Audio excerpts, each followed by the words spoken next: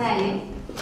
Робота міжнародних організацій щодо підтримки підприємств водопровідно-каналізаційного господарства України.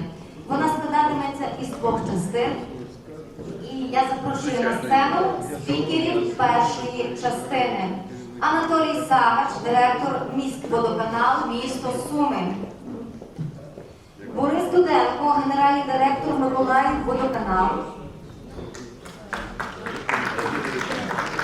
Девід Елфорд, національний координатор ВОШ кластер ЮНІСЕФ. Хав'єр Кордоба, заступник голови інженерно-технічного департаменту Міжнародного комітету Червоного Хреста. Крістоф Кайнц, координатор інженерно-технічного відділу Міжнародного комітету Червоного Хреста. Себастьян Трюфо, голова відділу водопостачання, санітарії та гігієни ЮНІСЕФ в Україні. І також запрошується модератор цієї панелі Олександр Шкінь, директор Асоціації Укрводоканал Екологія Башарівська.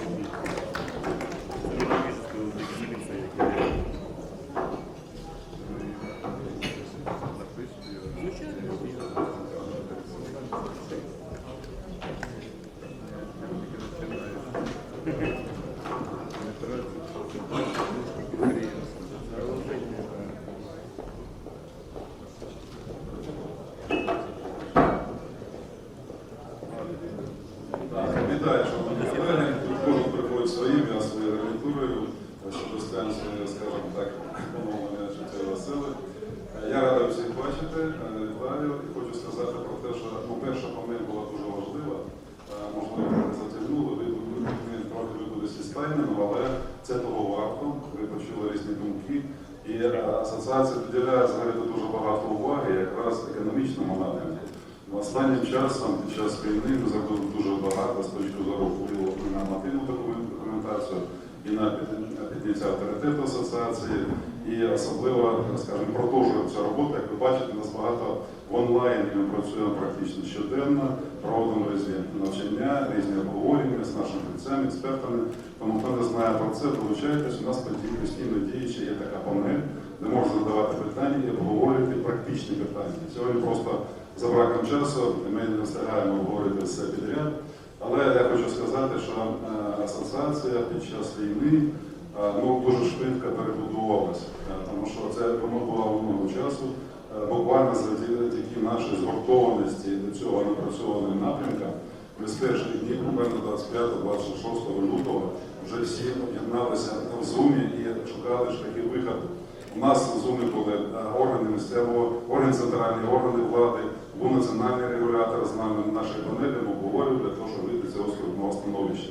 І це дало свій результат про те, що галузь вижила, і вона продовжує не тільки відновлювати те, що порушено війною, але і працювати на майбутнє.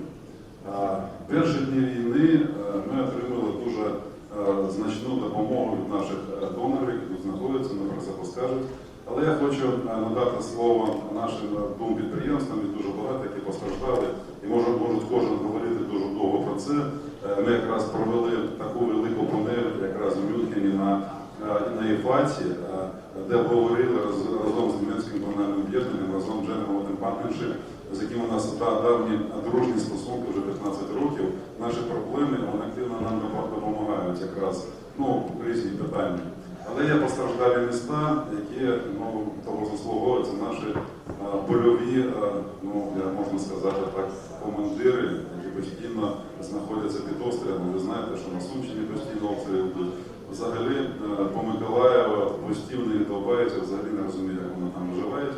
Тому я хочу надати слово Анатолію Григоровичу Саровичу, коротко проінформувати про стан речей, як вони вижили до цих складні часи. Будь ласка.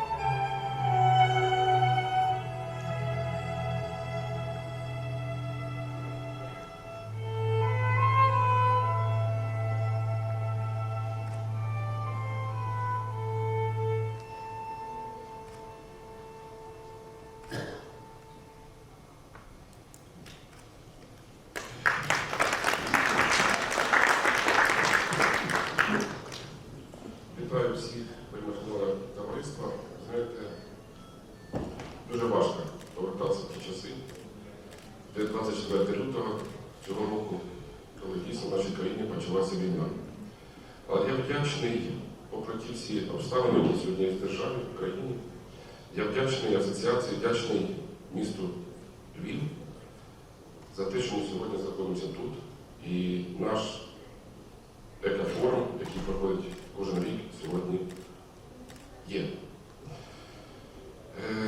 Ви знаєте, я думаю, що вчорашній, сьогоднішній, завтрашній день, це буде день, коли ми будемо ділитися своїм сумним досвідом, який ми набули за час війни, за ці фактично 7 місяців війни. Сумська область, фактично місто Суми, знаходиться на кордоні з Російською Федерацією. І 24 лютого, фактично зранку, вже окупаційні війська Російської Федерації були в області і в місті Суми. До вечора 24 лютого вже на ночівку стало близько 500 одиниць техніки і більше 1000 солдатів було в місті Суми. Дійсно, ситуація була дуже критична для нас. Саме головне, як для себе розуміє керівник підприємства, що повинен зробити 2 речі. Перше – це зберегти життя своїх працівників.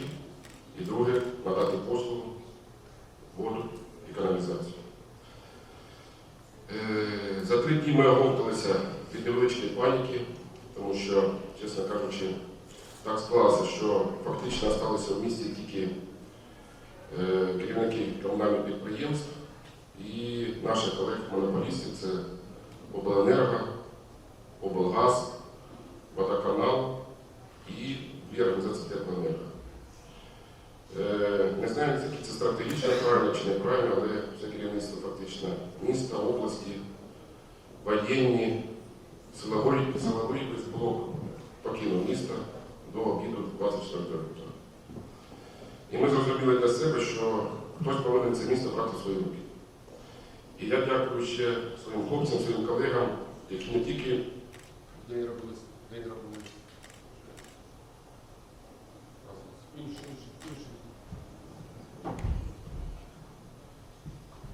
робили свою роботу, а вночі брали зброю і ще захищали місто. Після того, як лютому і березні пройшли артобстріли і авіаудари по нашому місту, пройшли вони фактично по критичній інфраструктурі.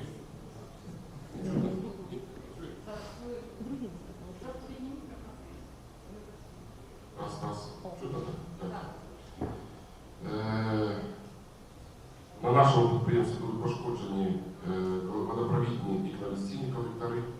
Якщо ви бачили на ролику, були затоплені каналізаційні станції.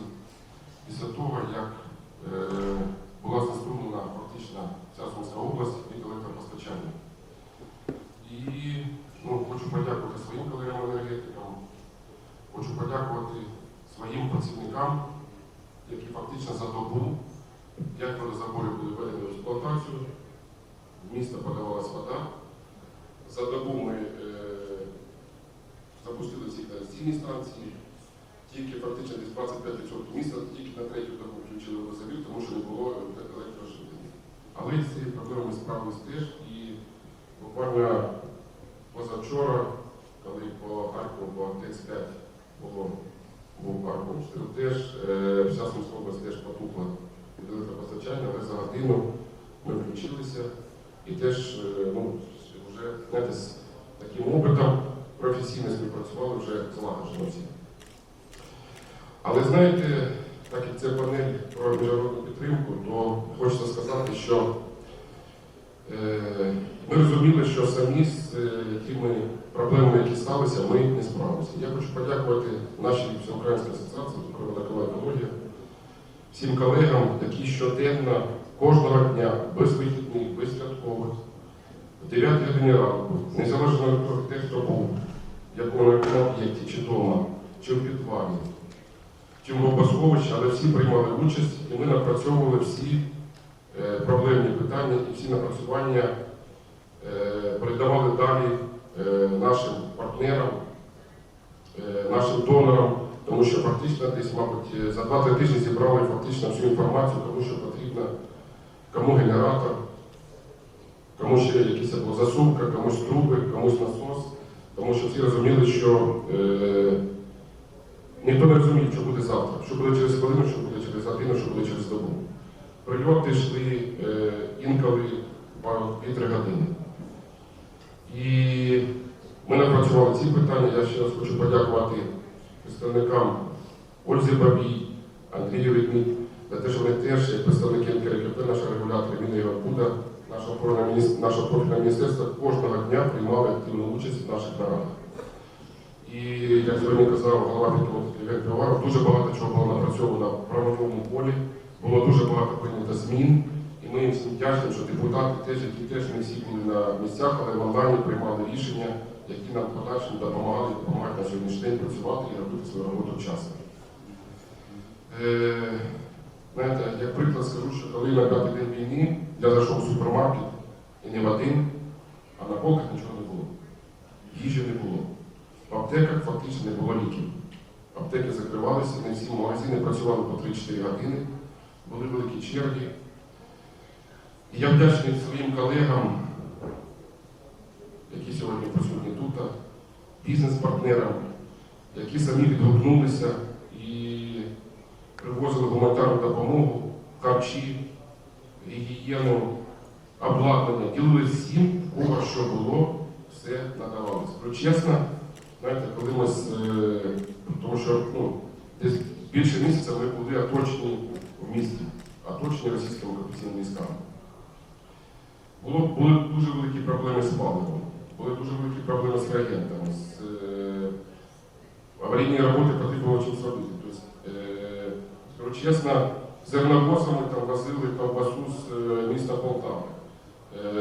Колеги з хлібокомбіната привозили по 1000 буханок в день і роздавали безкоштовно нашим працівникам. Тобто всі допомагали, як могли. Тому, шановні колеги, всім я вдячний вам і від себе особисто, від нашого колективу вам ще раз дякую. Що стосується наших партнерів, ви знаєте, дуже ще раз вдячний асоціації, що в нас була така можливість. В травні і червні ми були в Польщі і Німеччині. І ми показували, були колеги зі мною ще, показували в роликах ту ситуацію, невеличку ситуацію, яку ми переживали і переживаємо. І ви знаєте, дійсно, після таких зустрічей більш плідно пройшла наша співпраця і пішла допомога. І сьогодні, знаєте, я не хвастаюсь тим, що сьогодні нам там приїхала машина, яка може розводити сьогодні водичку на 14 кубів до нової мами. Там приїхав новий ескалатор, приїхали засувки, все інше. Це не приносить нам великі радості. Да, ми дуже вдячні, але ми розуміємо, що правильно сьогодні було сказано на першій панелі, що ми повинні самі заробляти ці кошти в тарифі і за ці кошти придбати це все обладнання собі на підприємстві. Тому що, як казав наш президент асоціації, він казав, це Польща, ми не приїхали оновлювати за рахунок донорів своїх підприємств. Ми приїхали показати ту ситуацію, яка є, і попросити допомоги фактично на ті підприємства, які сьогодні постраждали від тої ситуації, від війни, яка сьогодні є.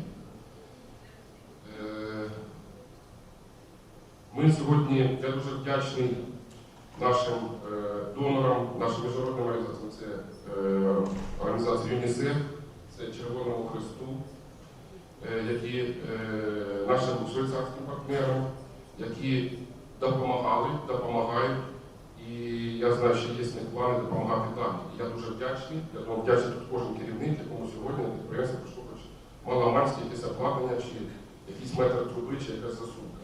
Тому що сьогодні для нас це дуже важливо.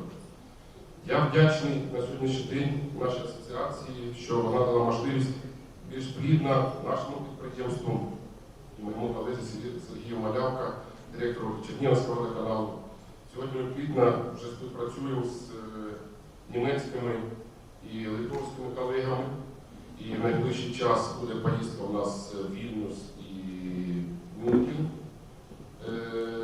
щоб будемо вести ще трошки своїх фахівців, щоб набратися опиту. Плюс на сьогоднішній день ті ж німецьких колег вже їде нам 2 прибори в лабораторію, плюс телеметрія, яка нам сьогодні дуже важлива. вдячний польській і литовській теж асоціації, які сьогодні дають можливість, запрошують наших фахівців до себе, щоб набратися опиту, подивитися, які є у них кращі напрацювання. Але ми зі свого часу теж трошечки ділимося своїм опитом, тому що, знаєте, у нас теж дуже чудові фахівці і дуже професійні люди працюють. Війна показала, які люди працюють на наших підприємствах. Сьогодні правильно було сказано, коли люди під обстрілами, коли були вуличні бої, вони їхали і робили свою роботу. І коли журналісти задавали їм питання, вони просто казали, ми робимо свою роботу, тому що в місті повинна бути вода і повинна працювати каналізація. Дійсно, я згадався один з прикладів такого бойового представника нашої галузі, якого є в кабінеті і автомат, і територіальна оборона нам допомагала відбиватись, тому вони, на жаль, повинні були, скажімо так, сочетати, як то кажуть, і роботу по забезпеченню послугами, а також оборону свого власних об'єктів. Тому дякую за те, що ви змогли стояти. І я думаю, що ми знову буде обов'язково, і ваше місто, і Чернігів, і всі міста, які постраждали. Дякую, Дмитро. Ну, тільки слідча Бориса Дуденка, теж бойове місто, яке стикнулося взагалі з такою проблемою, коли систему централізованого водопостачання подали морську воду, фактично. Це прецедент, який фактично на світовому рівні ми так і не змогли знайти, де ще таке може було, щоб допомогти. У мене було дуже багато проблем, і завдяки важкості, спеціалістам, так і це ми пробуємо допомогти. Будь ласка, Борис. Доброго дня, колеги. Що ми робимо, починаючи з 24 лютого? Беремо телефон, так, кожен там, мабуть, 15 хвилин, півгодини і новини представимо, так? Це все, що відбувається з українцями. Я сподіваюся, це все так відбувається і в Європі. Тих, хто розуміє, до чого веде наш дурнуватий сусід, що може відбутися далі, якщо Україна його не зупинить. Тому я не буду довго розповідати про те, що відбувається в місті, скажу тільки одне, що кожного дня вже є статистика, тільки 20 днів з початку агресії в місто Миколаїв не прилетів важкий снаряд. 20 днів, все інше, більше 180 днів кожного дня у нас прилітає. Мене запитують, ти в якому місті живеш безпечно? Я кажу, безпечного місця немає. В нашому Миколаєві немає такого району, немає такого міста, де було безпечно. І тому так само, як у Анатолія Григоровича, ми намагаємося робити свою роботу на п'ятірку. Ми загартувалися, скажімо так, що в перші дні хлопці дуже боялися виходити, тому що невідомо звідки вилітало все, важке, більш легке озброєння, місто накривало дуже сильно. Але потихеньку ми, це може погано, добре не знаю, ми трошки звикли і їдемо працювати. Їдемо працювати, розуміємо, що там десь ближче, бронежилети, каски, і хлопці погнали робити свою справу. Але я хочу коротко розказати, думаю, що знаєте, але дуже коротко розкажу, що відбулося. У нас в місті, на жаль, єдиний водозабір – це річка Дніпро, і ми маємо водогін протяжністю 73 кілометри, яким ми подавали воду в місто Миколаїв. Іншого резервного джерела міста немає. Підземної води в місті Миколаєві немає в достатньому дебіті та прийнятної якості, яку можна було цими технологією, якою ми маємо, довести до стану питної. Навіть дослідження не проводилися останнім часом тієї води і підземної, яка є у місті Миколаєві. Я маю на увазі масштабного дослідження, а ті дослідження, які були, кажуть, що цієї води у нас немає. Тому у нас єдине джерело – це річка Дніпро. І коли 12 квітня влучання снаряду в наш водогін, він складається з двох ниток, і на одній адресі це була одна нитка пошкоджена, на другій адресі друга нитка була пошкоджена. Місто Миколаїв залишилося без водопостачання. Наші прибори показали, що в нас дуже швидко зростає тиск, а лупу ми не отримали. Це значить, що щось трапилося. За допомогою наших ЗСУ ми змогли провести обстеження і виявили ці дві адреси. Все, місто Миколаїв залишається без води. І потрібно було приймати якісь рішення. Вивчивши все, що знаходиться біля нас, все, що більш-менш прийнятне, іншого виходу не було, як подати воду в централізовану систему водопостачання з Дніпробузького лиману. Що таке Дніпробузький лиман? Це морська затока. І на той момент, коли ми почали подавати воду, кількість натрію хлору у воді була 3,5-4 мг на літр. Останні в серпні місяці доходило до 10 грам на літр. Це, по суті, справа морська вода. Я для себе прогнозував, що у нас почнуться проблеми десь через півроку, десь ближче до Нового року у нас почнуться проблеми. Але я не вгадав. Я не вгадав, і як вже казав Олександр Михайлович, нема такого досвіду у світі, щоб подавати воду з таким вмістом солі до централізованої системи водопостачання. І що зараз відбувається? Зараз руйнуються вся інфраструктура, яка містить в собі сталь. Трубопроводи, насоси, якісь старі засувки, все, що має сталь, все руйнується. І руйнується настільки швидко, чому я кажу, що я не вгадав, тому що це був шок. Коли це почалося, коли почалося в арифметичній прогресії йти. Якщо до війни ми мали 2-3 аварії на добу витоки води, на сьогодні, сьогодні я спілкувався зі своїм помічником, він каже, я навіть не хочу вам казати кількість аварій. Кажу, що ти не хочеш мені казати? Краще правда, чи я не буду знати? Ну, тримайтеся, каже, 48 аварій. Коли я їхав, у вівторок було 39. Вже 48 аварій. Звісно, ми не справляємося. Ті резерви, які в нас є, ті ресурси, які в нас є, вони розраховані на 2-3 аварії, ну може на 5, може на 7 аварій на добу, але ніяк не на півсотні аварій. Тому зараз ми наймаємо підрядні організації, зараз ми запрошуємо всіх, хто хоч має якесь відношення, якусь техніку, хоч трошки розуміє, що таке трубопровід, як його поміняти, заварити, поставити хамут, поставити муфти, з'єднати. Ну, всіх запрошуємо для того, щоб нам допомагали це робити. Тому що колеги розуміють, якщо така кількість аварій, то втрати просто колосальні. На сьогодні я їх оцінюю на рівні більше 70% ми маємо втрати. Що це значить, що ми воду підняли і тільки декілька районів мають більш-менш нормальний тиск. Я вже не кажу про якість цієї води, споживати ні в якому разі не можна, тільки потреби санітарні, це каналізація. Помити підлогу, помити помешкання, хтось, люди наші вже виходять з ситуації, це стірка, це домашні рослини.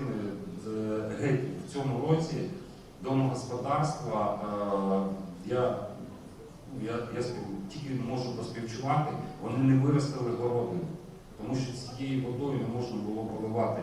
А що таке домогосподарство без городини? Це нема запасів на зиму, ми всі звикли, там якась картопелька, помідорчик, огірок, і це підтримувало те, що ми називаємо нашою життєдіяльністю. Так, трошки молоді люди, вони вже дивляться на європейський досвід, цього ніхто не робить, але більшість людей цим займаються, це їх підтримує і це дає їм можливість виживати. Місто Миколаїв, на жаль, в цьому році цього немає. І те, що руйнується труби, те, яка вода біжить в наших кранах, вона від світло-коричневого до чорного кольору, це жахливо, що відбувається. Отак коротенько, що відбувається в місті. Дійсно, ситуація дуже складна. Ми пробуємо разом всі допомагати, підключаємо нові штурми, і підключаємо всіх фахівців через Господарства, і міжнародних, і Сполучені Штати і так далі.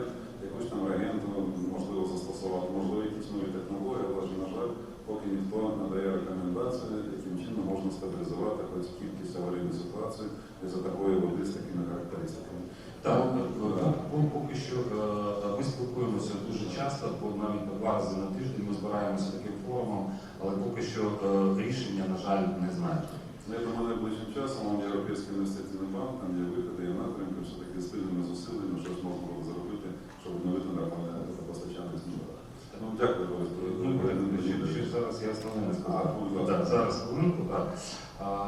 Що ми робимо? Ми починаємо шукати нове джерело водопостачання. Дякую Мінрегіону, велике дякую особисто Наталії Володимирівні Касінівській.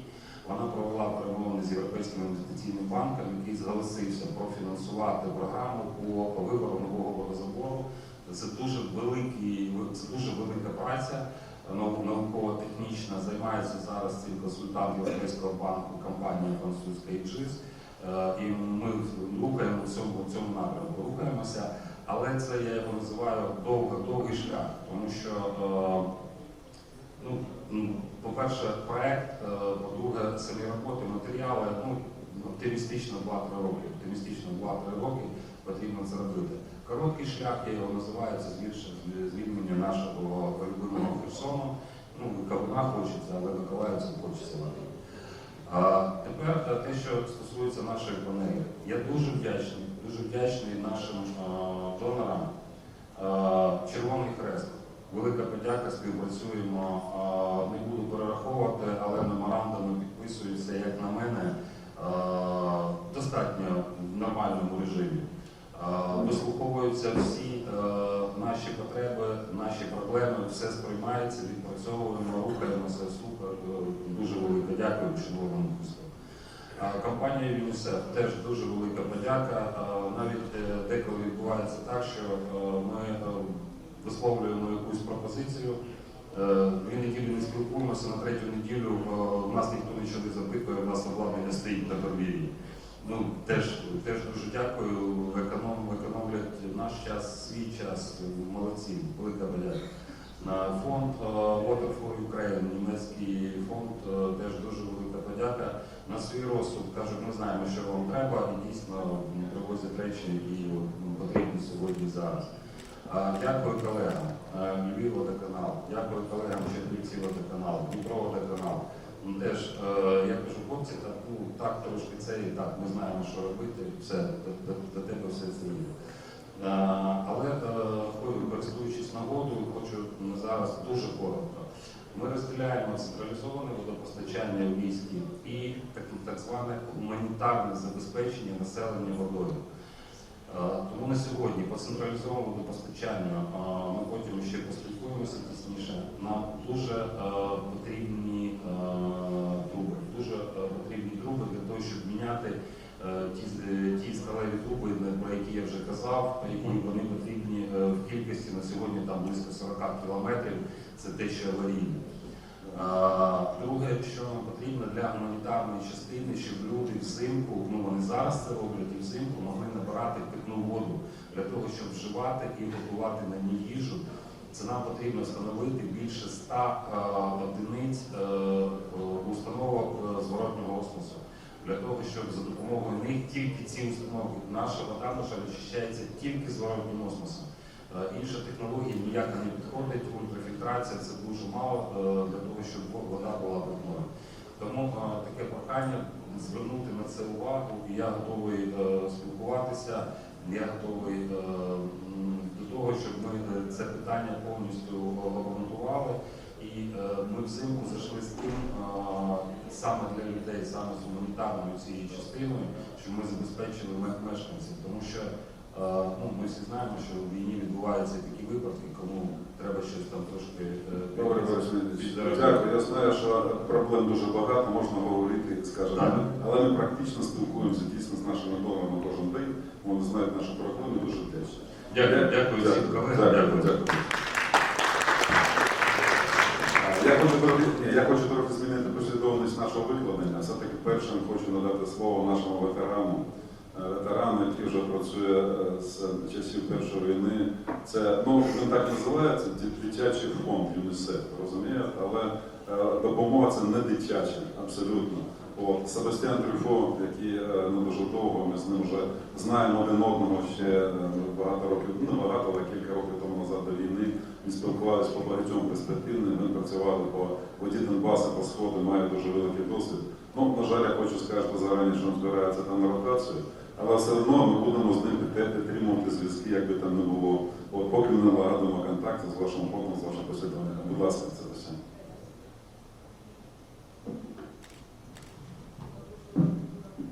Good morning. I don't know if it's still good morning or good afternoon, everyone. My name is Sébastien Truffaut. I'm the Chief of Water, Sanitation and Hygiene for UNICEF, United Nations Children's Fund. As Alexander said, I've been in the country since 2017. So I've been dragged into the war like most of you was too. UNICEF is in the country since 1995. We're mostly working on the policies, social policy and child protection policies. Since the beginning of the first war in the Donbass region, we brought other expertise, including the water and sanitation. So we've been working in the water sector in Ukraine since 2015. The first observation, and just, I will recall the current war, but I would like to bring you on the lesson learned from the first conflict. What we observed when we intervened in 2014 and 15 was the necessity to support the water companies, water utility companies, not only the communities in needs, with hygiene kits or water through water tracking of bottled water. It was given the structure, the configuration of the centralized water systems. It was an absolute necessity to support those water utility companies. If we take the example of Roботa, the water companies gives water to 3.7 million people. So if the water stops, then we have as such people hitting the roads to the neighboring countries. So it was important for the United Nations, UNICEF, and the donors, of which the German government, to support the water supply and sanitation there. And that's the effort we've made since then. It started really with a risk assessment that we have conducted in 2017. A risk assessment that turned around 5 risks: the military impact on the infrastructure and structures, the technical point of technical risk, the financial one, the governance of the water companies, and the institutional environment. And you can imagine that, of course, the military situation has an impact on the system. But the technical issues were the major ones, as we are talking about old infrastructure, 70, 60 years old. But the structural problems of the water canals are one of the main issues as well. This is why there is a necessity in the future to invest in that field. Through these risk assessments, we identified 3 levels of priority, urgent priorities. And for those priorities, this represented already $180 million. So you can imagine what could be the necessary investment for water purpose. If I take this example, it represents billion. And it's quite significant from the lack of investment in the water and sanitation sectors, the lack of investment for the past 3 decades. And I draw the attention of the government partners on this. We have a lot of work ahead.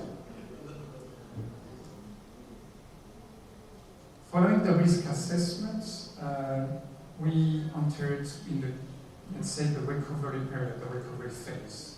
And I really want to highlight the very good collaboration that we had, not only UNICEF and the water providers, Roботa or Obecności Wodokanał for the Council but the collaboration with ICRC and the Swiss corporation as well as the WASH cluster. This is because we were united to ensure that we were able to give a complete work on the first priorities that were all of those recommendations coming from the risk assessment. The recovery turned into procuring equipment, machinery, like the loader digger that you can see in front of the building, trucks, water treatment chemicals, all kind of equipment, but as well having some service contracts to replace part of networks. And we were still in that phase in 2021. I want to highlight as well the advocacy and involvement of UNICEF and CFC and WASH cluster at the government level and at Minsk level to really push forward the water and sanitation issues and try to really have a communications between the two sides of the contact line. This advocacy effort really brought attention to the WASH, water and sanitation sector, with more and more investment with time.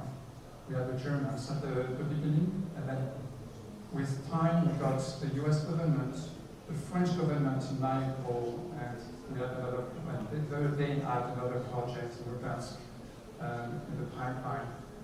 The EIB, I mean, we're talking about the European Investment Bank before, and the Danish government. And we were about to really, thanks to this involvement effort, to bring more investors. This can be duplicated in the current situation. If I want to talk about the current situation, the war that started on the 24th of February, I was in the country, so we had to relocate to Lviv and prepare, restructure everything. We had our plans prepared, but not for that scale. We thought that we would have an escalation in the east of Kharkiv and Crimea, but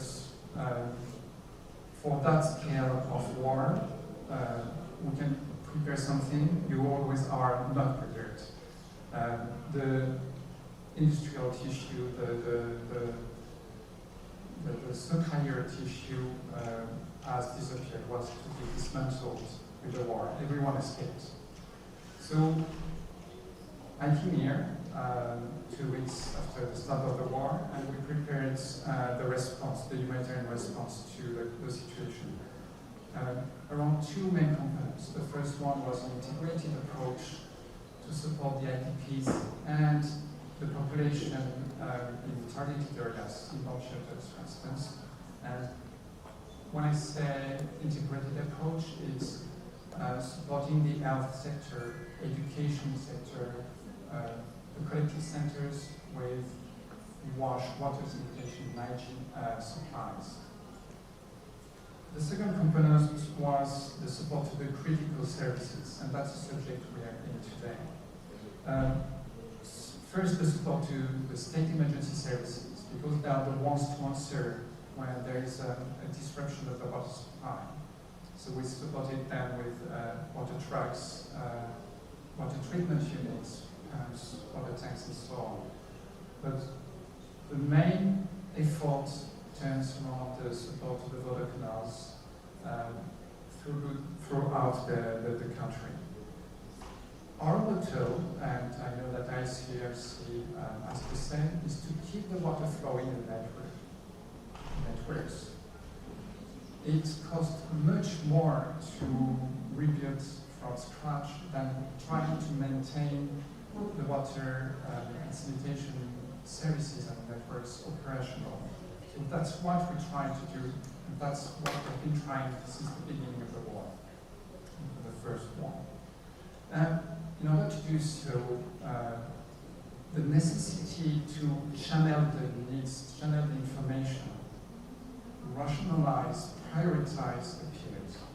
And we thought, after consulting with experts in the water cluster, that it was relevant to call the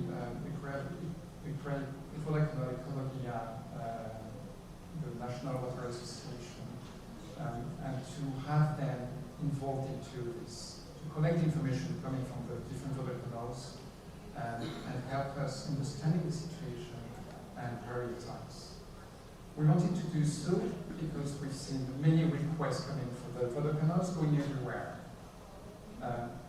in country and abroad, through their list of contacts, like the different European Water Association. So it was necessary to channelize this, to channel the information, to be sure that we do not have gaps in the answer or duplication. And the water cluster has been paramount in that the past month to manage the information and try to transmit to the international organizations what could be the needs. ICRC will talk on their behalf for the support, but for what concerns UNICEF, we supply equipment at the request of the different water canals, machinery, like the water diggers, excavators, trucks, crane, water trucks, you name it. Water treatment chemicals to allow the water companies to treat and disinfect the water. Due to the lack of revenue because of the war, the movement of people that cannot pay the bills anymore, more to repair, it was necessary to support them whatever water canal it was. I appear here the necessity to join forces, and that's what we have done in the Middle East, for instance, with ICRC and the World Bank. It's necessary to prepare the next step. It's not only answering to the humanitarian or emergency needs. It's preparing the ground for the recovery, the reconstruction, and the development part. How ugly the war could be, I believe that this is an opportunity for the wash sector in Ukraine to get more investment in the coming years. We have to structure that. And this is the work that all the major donors or major organizations in the water sectors are working on. You had recently the World Bank and the EU working on the rapid assessments of the damages in Ukraine, multi-sectoral. For the water sector only, it represents 8 billion, and it's surely underestimated. So soon we'll support the detailed needs assessment that will bring us to a positive plan. Necessary to work on the strategies for the reconstruction and the development, and then working on the policies later on. And this could be an opportunity to bring the private sector as well into the sector, and have the International Water Association supporting that effort. It's essential to have their expertise, experience to heard from the German association, from Dansk. You have these kind of associations all over Europe. They can really deal with each one of the main water canals in Ukraine. So this would be very important to optimize and build back better the water infrastructure, water sanitation, so against infrastructure that were damaged or destroyed. One point that I want to bring as well is the advocacy. Between 2015-16 and to recently, we were registering, recording all incidents on the water facilities. Meaning, if you have a shedding coming up to the Donetsk filter station, for instance, it was important for us to record this and to bring attention, to disseminate the information. This comes against the Geneva Convention to target critical infrastructure. We have this work to do that. We call this, and we published the Water and the Fire UNICEF report that really help us to bring this, or to transform this into a UN resolution, the resolution 2573, who came out last year, the 27th of April. And this resolution is an appeal to all belligerents not to target the critical, essential civil infrastructure, of which the water and sanitation infrastructure.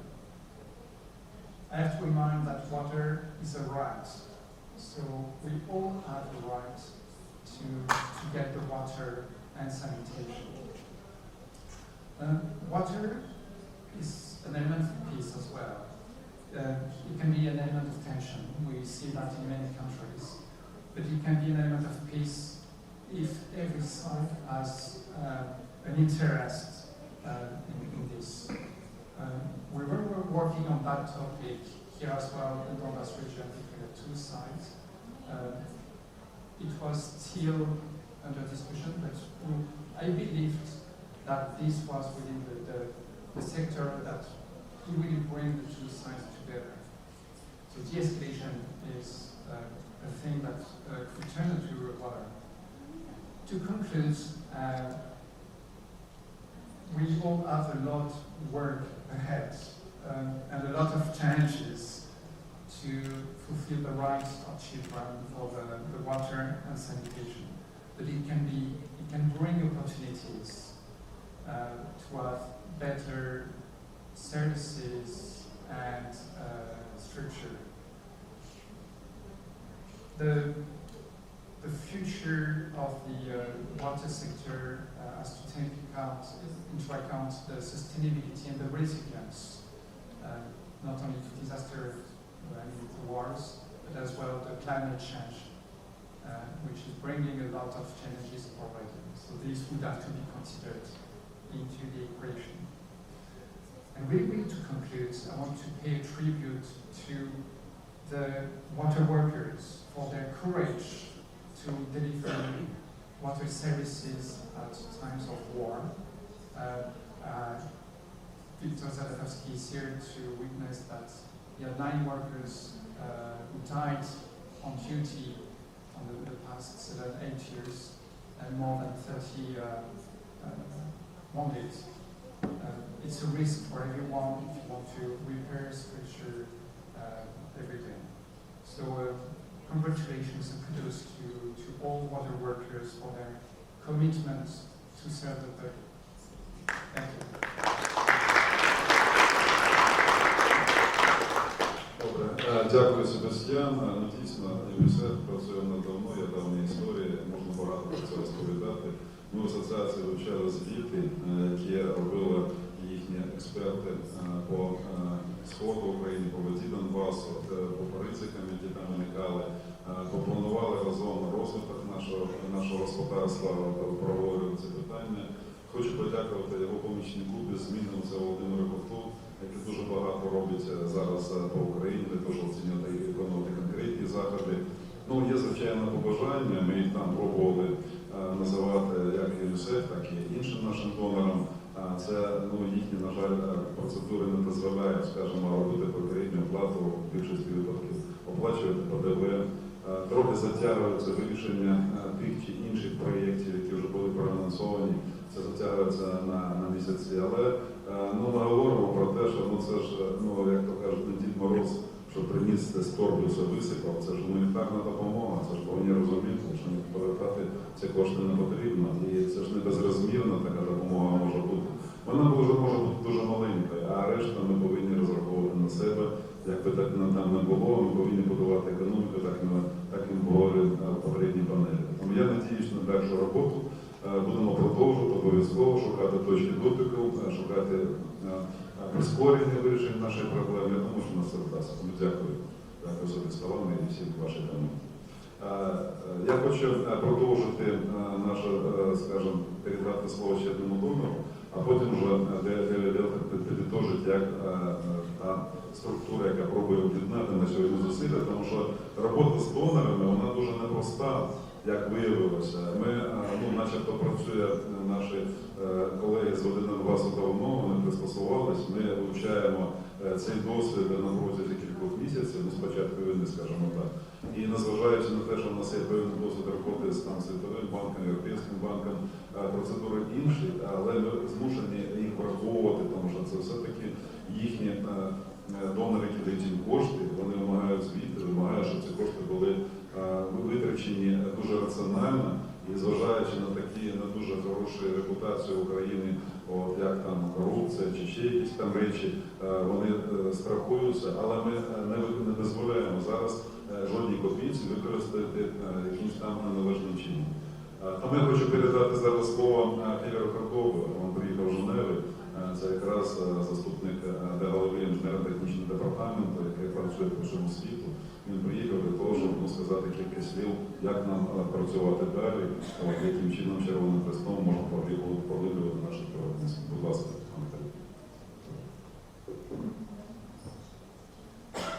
Good morning, everyone. First of all, I want to convene. I think we start with the movie, so let's start with the movie. Let's watch this movie and then we will start.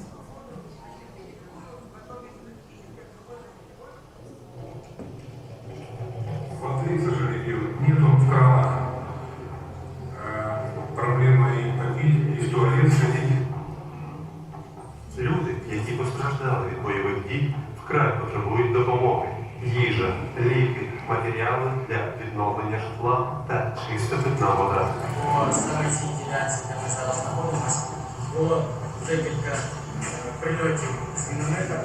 Значно ускладнюють ситуацію пошкодження важливої інфраструктури, зокрема системи водопостачання. Действия и при любых сотрясениях там происходит прорыв. Коли за низьких температур вода перестає надходити, її замерзання може спричинити ще більші пошкодження трубопроводів.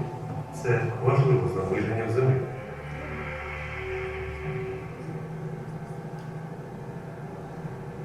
Міжнародний комітет Червоного Хреста співпрацює з українськими комунальними службами, а також з партнерами з Червоного Хреста та Червоного Півмісяця. Разом ми допомогли понад 8 мільйонам людей по всій країні мати доступ до чистої питної води. Міжнародний комітет Червоного Хреста працює з 500 комунальних підприємств і адміністрацій задля відновлення централізованих систем водопостачання та водовідведення. Поблизу лінії фронту ми постачаємо водоканалам хімікати для очищення води, допомагаємо усувати пошкодження та підвищувати стійкість інфраструктури. Там, де звичне життя поступово відновлюється, Міжнародний комітет Червоного Хреста підтримує водоканали у відбудові базової інфраструктури. У містах, де робота централізованих систем порушена, Міжнародний комітет Червоного Хреста надає чисту питну воду, передає автоцистерни, баки для води та інші засоби, щоб найнагальніші потреби були задоволені. Це здійснюється у співпраці з водоканалами, Державною службою з надзвичайних ситуацій, місцевими адміністраціями та Червоним Хрестом України. 24 екскаватори, 21 автоцистерна, 6 мобільних водоочисних установок, мікроавтобуси, а ще крани та вантажівки для перекачування стічних вод. Такою технікою Міжнародний комітет Червоного Хреста підтримує важливу роботу водоканалів. І попереду заплановано ще більше допомоги.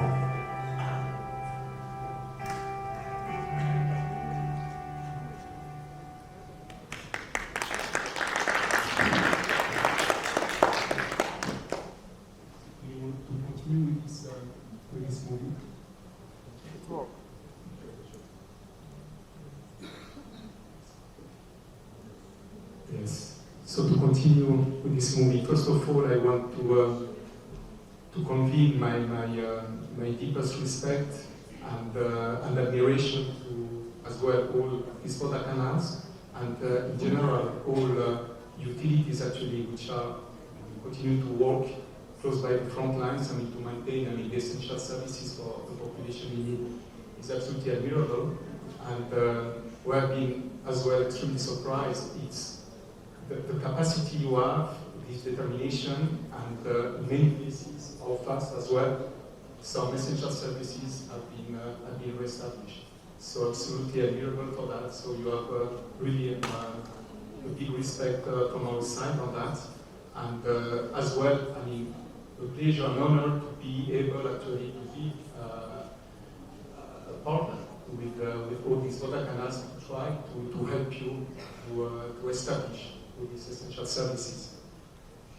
I want now actually to go a little bit back actually to history. I will not repeat what my colleagues from UNICEF, which are as well good partners, so together we will try joining forces to address the same needs. I will not repeat, of course, but I will try to give you an angle a bit different.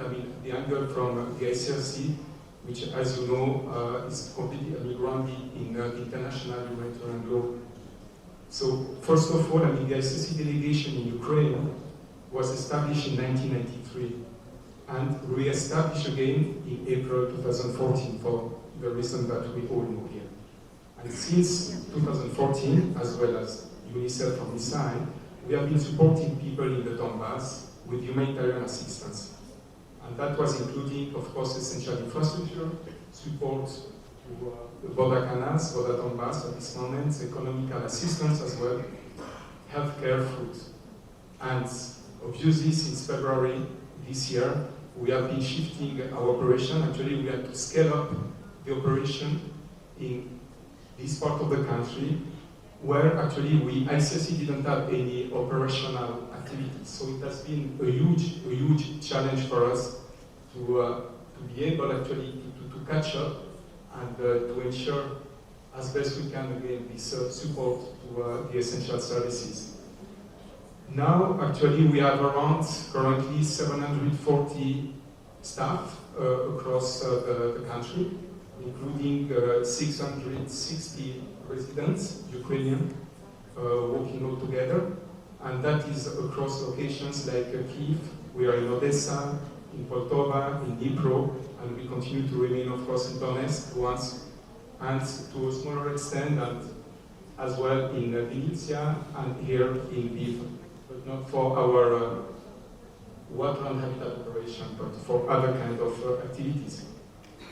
And that is what actually I want to bring a little bit different angle, that in addition to stepping up actually our operational response on the ground, we continue actually our confidential dialogue with all sides of the conduct of hostilities, as well as on the protection of the civilian population, reminding them actually of their obligation under international humanitarian law. And during this conversation, which remain generally confidential, we raise actually pressing humanitarian concerns, including the safe passages as well of civilians and the delivery of humanitarian assistance. And our aim here is to alleviate the suffering of people living through the conflict. And through that, actually, we have a call actually that I can share today with you, definitely, and continue to share it, that the parties to the conflict in Ukraine must adhere to international humanitarian law and ensure that the protection of the civilian population and detainees. And they must actually refrain from attacks that violate the rules of the conduct of hostilities or prohibition on means and method of warfare, and such as the use, for instance, of weapons with wide area effects must be absolutely avoided in populated areas. And all states, part as well of the 1949 Geneva Convention, should also ensure respect of international humanitarian law. So in that regard, we're engaging all parties to the conflict on a bilateral and confidential dialogue to ensure they abide by the international humanitarian law obligations, including the respect of civilian objects, which are as well the essential infrastructure and all the work actually and all the services that are provided by the utilities.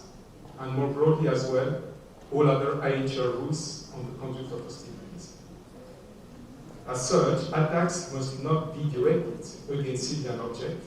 Essential infrastructure must be spared, including water, gas, electrical system, that, for instance, provide the civilian homes, schools, medical facility with vital water and electricity supplies. And attacks carried out with new technology as well and cyber means must also respect IHL. Finally, I want to stress that a space for neutral, impartial and independent humanitarian action must be protected so that aid actors like the USCS, the Ukrainian Red Cross, the ACRC, and the World Red Cross and Red Crescent movement can maintain the access to civilians. Our neutrality and the space to discuss humanitarian issues directly with the parties allows us to move aid across front lines, facilitate as well the safe passage of civilians, and carry out other vital humanitarian activities. On that, I want to pass maybe the floor to my colleague, Christophe Blanche, who is actually the head of our Water and Habitat Department for all Ukraine, so in charge of all the implementation actually and the strategies for all our approach in terms of engineering and support to the different essential services and partners. Thank you. Good morning, everyone. Bringing down maybe from those very important words a little bit down closer to the needs of the people. I'm not going to go back to the figures we've seen in the little video we showed you, but just maybe want to reflect for a second. We've reached out over 8 million people through the support and the collaboration with the Vodafone and other service providers. In such a little time, this is quite unprecedented. And those 8 million are just part of our response. We have a whole lot of other activities. For example, over 1.25 million people have been reached through the rehabilitation of centralized heating system, a very important measure with the coming winter. So we have a whole lot of other activities, and delivering all of this in such a little time at such a scale is quite unprecedented for the ICS. Speaking a little bit about our approach, building up on the one of UNICEF, we have actually a very similar reading. UNICEF and ICRC are often close to one another in various conflicts. We start with focusing indeed on the restoration of services. These are emergency repairs that we've been providing once again with service provider. The second angle that we'd like to capitalize on, or to bring up, is an emergency preparedness / resilience activities. Unfortunately, conflict may continue, and we would like to ensure that the service provider are in capacity to absorb the shock and rebound from it in order to be capable of delivering services quite rapidly. The third angle is slightly different. It's a recovery / reconstruction angle, and it's quite similar to the approach of UNICEF. The importance of reconstruction is actually quite well explained in this report that the ICRC, jointly with UNICEF and the World Bank, has published a bit over a year ago. This Joining Forces report to combat protracted conflict. It's not a theoretical report. It's a report that we jointly wrote, very rooted to our knowledge of humanitarian crisis. While it is quite connected with Middle Eastern conflict, we strongly believe that its recommendations are relevant for all and any conflicts today. I'm not going to go in detail with all of these recommendations, but there's just one that I would like to highlight because it's quite dear to me. It's the importance for humanitarian actors, development actors, and local service providers to work together. ICRC, also UNICEF, are some of the humanitarian actors that can here bridge the gap between the humanitarian response and the development in order to prepare the ground for those development actors, to build back better, as my colleague from UNICEF said. And this bridge that we can provide, this capacity we have to operate at the development age of humanitarian action, I truly believe it's a critical capacity that we need to nurture. And this is through the reconstruction pillar of our approach that we are addressing this element. I would like to maybe conclude with a bit of a word on the geographical scope of our intervention. We notice in Ukraine all pattern of direct, indirect, and cumulative impact of conflict. And while we appreciate that the entirety of the Ukrainian territory is being affected, at least indirectly, ICRC, being a humanitarian actor, is focusing its response on the area that are the most directly affected by the hostilities. I would like to thank everyone from the Водоканал's and other service providers, the Ukrainian Red Cross Society, CESUS, and other utility providers that are joining our efforts in responding to this crisis. Thank you very much.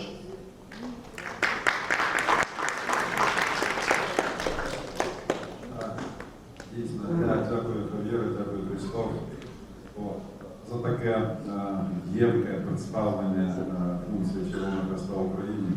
Я хочу сказати, що ми знаємо про вашу роботу. Минула команда, яка тут працювала, і ми дуже вдячні Майклу Шарину, Юрію Венесяну, Бенджамін, який нас робив презентацію до всіх каналів про вашу роботу, про напрямки. Я трохи критикував Червоний Хрест, що вони дуже скромні. Ми хотіли з вашою службою, прес-службою, якось більш широко розказувати про вашу роботу. Каже, мабуть, не треба, ми повинні працювати більш непомітно, але це неправильно. Ми випустили спеціальний журнал до цієї події. Але ваша прес-служба сказала, там чуть-чуть про нас скажіть, тому що ми взагалі-то своїми ділами маємо показати вашу роботу.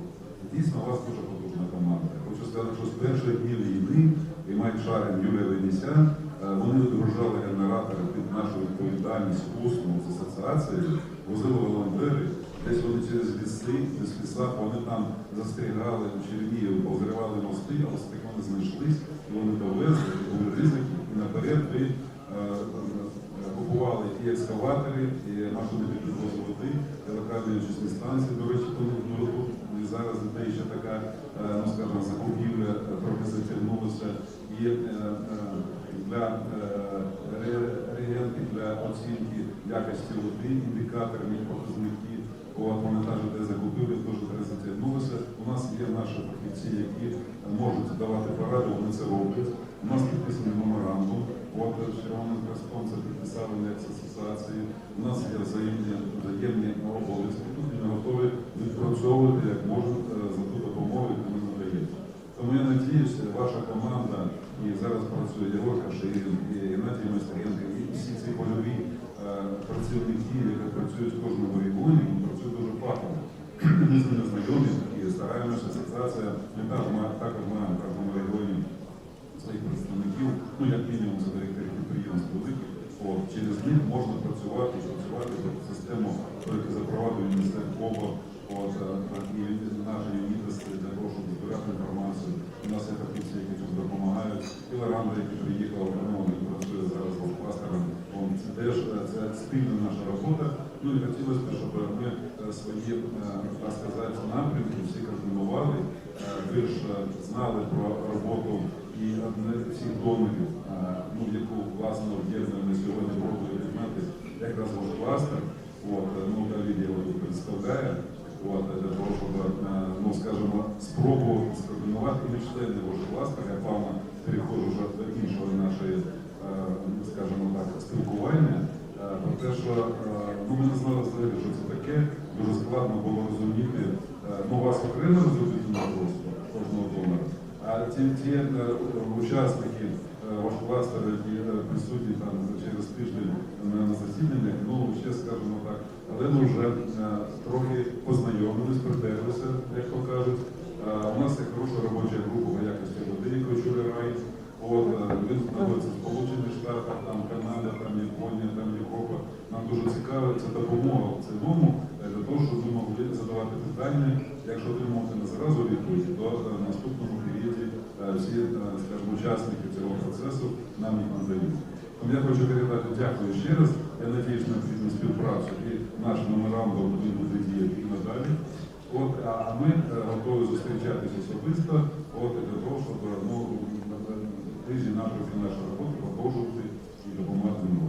Дуже дякую вам. Я хочу передати слово Давиду Алфреду, який очолив після Крістіана такі напрямки дуже складні, як на мене, те, що стосується господарства робітно-цих донорів,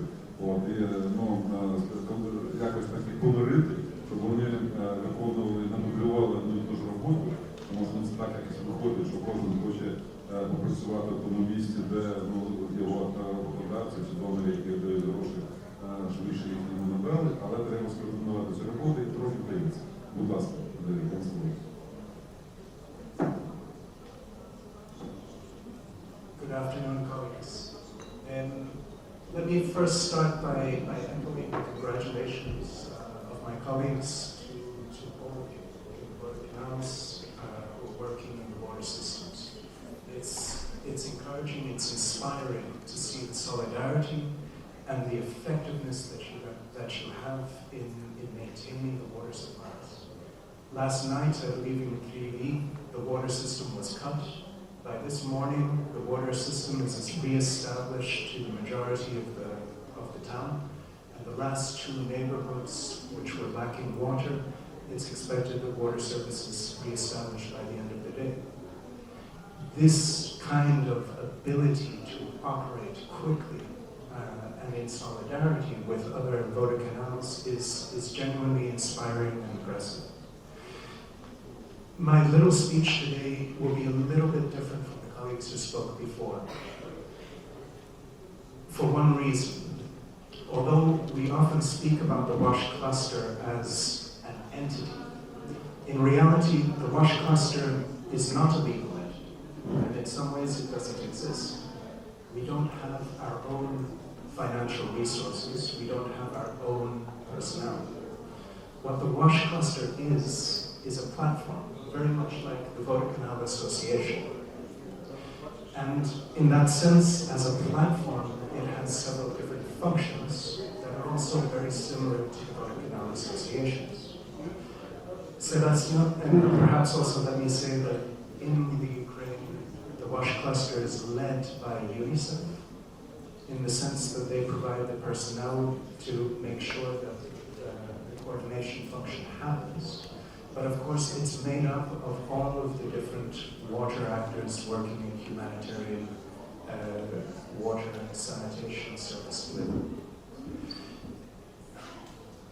In terms of the functions, Sebastian and the colleagues from the ICRC have spoken quite a lot about advocacy and the importance of advocacy to bring attention to the water and sanitation needs, but also to flag the impact of the conflict and to make sure that the situation is well communicated to the international community. We also exist to facilitate technical exchanges, and you've heard about several different initiatives where the WASH cluster was somehow involved, whether that be in terms of water quality, water safety planning, the risk assessments, and others. We also try to facilitate operational coordination. And what does that mean? That means trying to get an idea, a clear idea of exactly what are the different needs and what are the different requests from various different authorities, from various different voter canals, and try to match those requests in a slightly more systematic way against the different partners that are working in the cluster.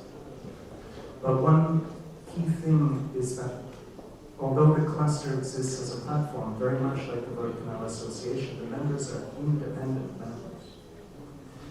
Each member has its own mandate. And so our ability to try to match different partners to different needs to take into consideration some of those procedural restrictions that were mentioned earlier, to make sure that we're finding the right partner for the right need. How are we set up today? It's a little bit different than it was for the first war, where the response was very much focused in Donetsk and Luhansk oblasts. Today, with the expansion of the conflict and the impacts, we have tried to establish several different subnational forums, let's call them.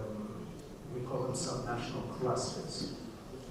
Those clusters at the moment are established in Odessa, and our colleague from Mykolaiv will be aware, I'm sure, of the efforts that we're trying to do today to organize a little bit the actors who are providing support from a humanitarian point of view, but also to make linkages with various different technical experts within the country and outside of the country. We also have a subnational cluster in Dnipro, which is trying to focus on organizing the response and the actors that are working in the eastern oblasts. We have one other forum or subnational cluster in Vinnytsia, which is trying to organize the work of the different actors who are supporting in the central and the northern oblasts. We also have various different technical working groups which are trying to explore a variety of different topics. One which is of particular interest to the Roботa Canal Association members is that which works on water quality, and where we've been trying to organize a little bit better the support in terms of purchases for water quality testing equipment, but also to address various different technical issues. For example, that of the saline water in Mykolaiv, to try to identify the best solutions.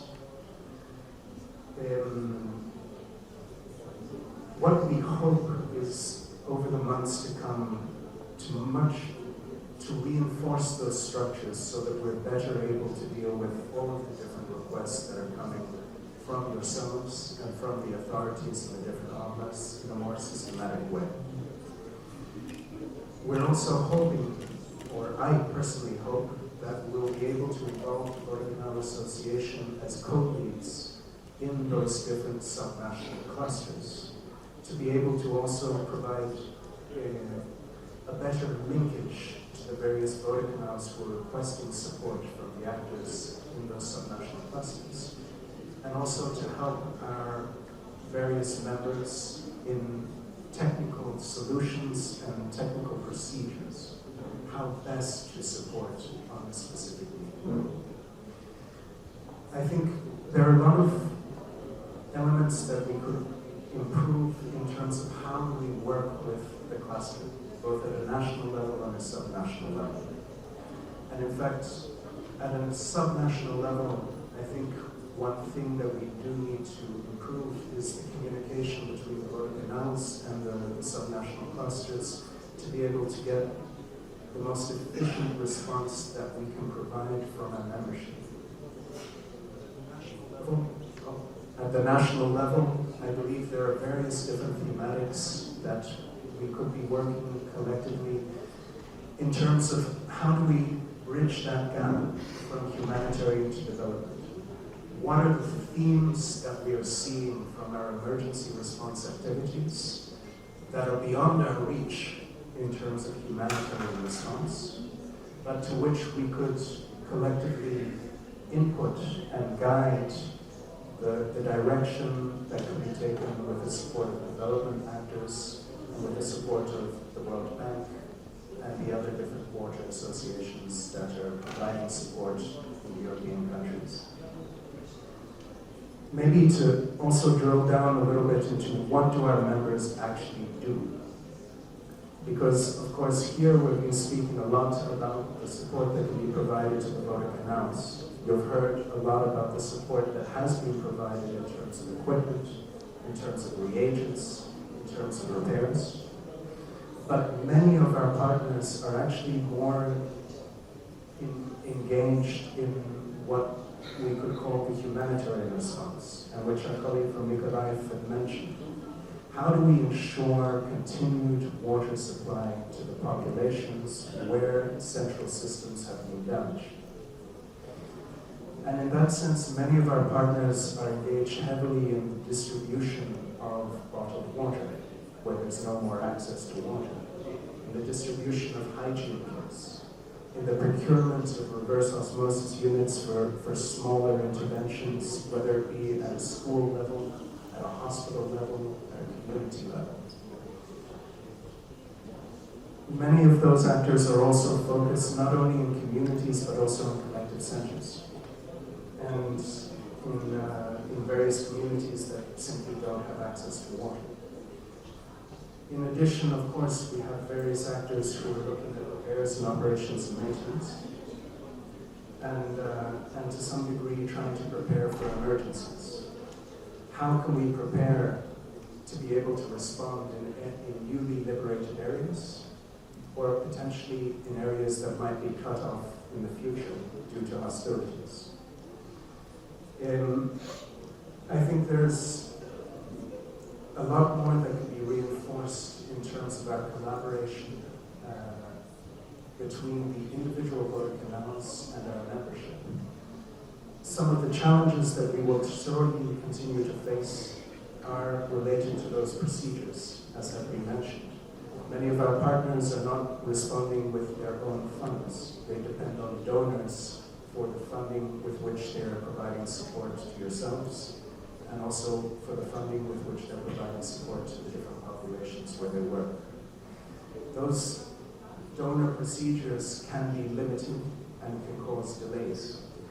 And although some of our organizations are able to mobilize support quickly, quite frequently the procurement process, the logistical process that we've heard about, can cause delays that can cause frustration and create a situation where the same request is made to multiple different organizations at the same time, hoping that the first organization to respond will be the only one.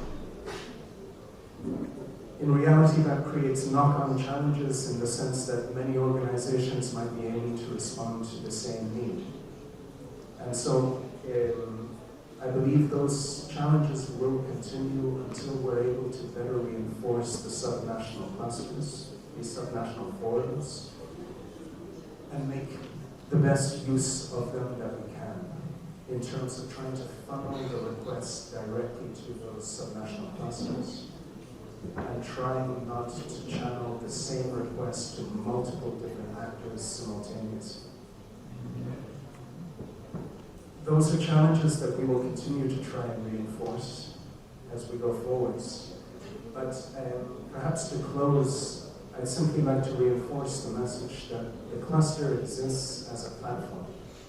It's a platform where we bring together all of the agencies who are involved in humanitarian water and sanitation. It's a platform where different ideas can be brought, different initiatives can be brought, different cooperation can be found. I encourage you all to try to make use of those platforms and to remember that it works very much as an association. Our individual members are independent organizations with their own mandates, but as a forum and a space, it is a forum that can be made use of, can be profited from. What the forums need are clear ideas on specific requests, specific answers, specific technical issues to which the different members can be mobilized and involved. And with that, may I pass back the word to our colleagues. Thank you very much. Добре, дякую. Скажімо так, надання інформації про можливість використати міжнародні якраз цю платформу. Хочу сказати, що Світлана постійно учасник цієї платформи. Засідання відбувається кожну середу через тиждень посередньо, а по п'ятницям відбувається засідання робочої групи якості води.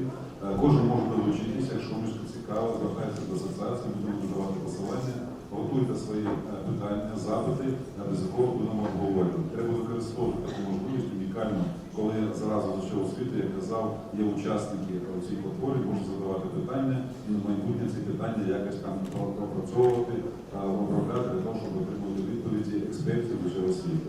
Ну, а те, що стосується взагалі роботи з донорами, ну, хотілося б нам, можливо, вам допомогти вийти напряму на тих донорів, які дають вам гроші, щоб їм переказати, що, скажімо так, що дійсно допомога така потрібна. Ну, це, звичайно, жарт, ви знаєте, як це робити самі, тому що це по кожному своя там є в цьому механізмі, і вони працюють окремо, по-вашому напрацьовано. Але на сьогодні ситуація в Україні, вона вимагає трохи інших підходів. Тож ми вдячні Червоному Хресту, тому що коли зустрічали з Майклом, вони згодилися оплачувати ПДВ, робити предоплату, підписали з меморандум. Я надію, що Віра Штатонова трошки підуть по такому шляху і представник своєї держави, так ситуація в мене. Ми вибилися з графіку вже основательної проблеми. Я хочу подякувати всім учасникам цієї панелі за ту велику роботу, перш за все, яку вони роблять, за те, що знайшли час, за те, що вони емоційно, професійно виказали свої позиції. Це дорого вас коштує. Як і всі, хто тут є, я надіюсь, що вони також напевно поспілкуватись, побачити одного, побачити, що наша асоціація водоканалу все-таки сильна, тому що ми разом. І наша подальша співпраця, вона приймає свої плоди. Тому дякую вам, дякую, на все добре. Дякуємо нашим спікерам, дякуємо нашим закордонним партнерам і маємо надію, що всі разом ми зможемо відновити права кожного українця на достатню кількість питної води, а також захистити наш спільний життєвий простір від екологічної катастрофи.